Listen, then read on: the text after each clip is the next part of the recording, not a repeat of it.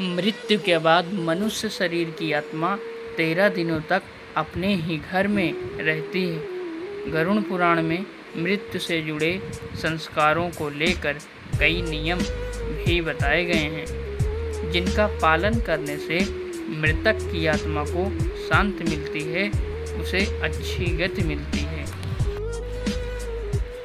गरुड़ पुराण में जन्म से लेकर मृत्यु और उसके बाद आत्मा के सफ़र तक के बारे में कई बातों का वर्णन किया गया है। ये ऐसे रहस्यों से पर्दा उठाता है जिनके बारे में जानने की जिज्ञासा कई लोगों के मन में रहती है। केवल इतना ही नहीं, गरुड़ पुराण में मृत्यु से जुड़े संस्कारों को लेकर कई नियम भी बताए गए, जिनका पालन करने से मृतक की आत्मा को शांति मिलती है, उसे अच्छी गति मिलती है। वहीं पूर्वजों के आशीर्वाद से व्यक्ति का परिवार खूब तरक्की, सुख समृद्धि पाता है। 13 दिनों तक अपने घर में रहती है आत्मा।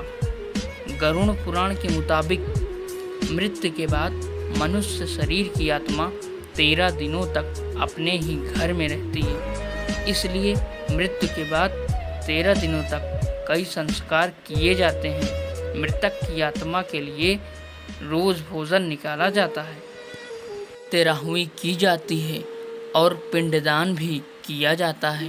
दरअसल मृत्यु के बाद यमदूत आत्मा को तुरंत अपने साथ यमलोक ले जाते हैं, जहां उसके कर्मों का हिसाब किया जाता है और फिर 24 घंटे बाद आत्मा फिर से अपने घर पर लौट आती है।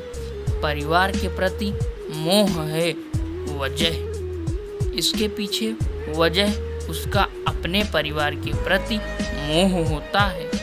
यहाँ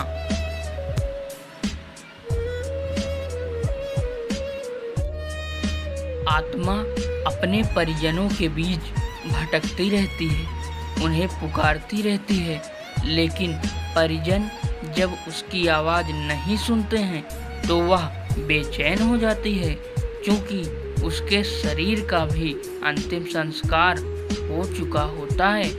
लिहाजा वह अपने पुराने शरीर में भी प्रवेश कर पाती है। इस दौरान आत्मा इतनी कमज़ोर हो जाती है कि वह कहीं भी यात्रा करने में असमर्थ रहती है। पिंडदान को बेहद जरूरी।